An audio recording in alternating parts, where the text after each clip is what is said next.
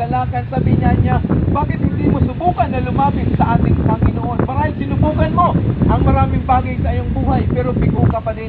Pero sa pagkakataong ito, ang nais kong ialok sa iyo, ang subukan mong lapitan, walang iba kundi ating Panginoon. Simula po na ako'y naabot ng salita ng Diyos, akala ko hindi na ako magbabago, pero nagkamali po pala ako.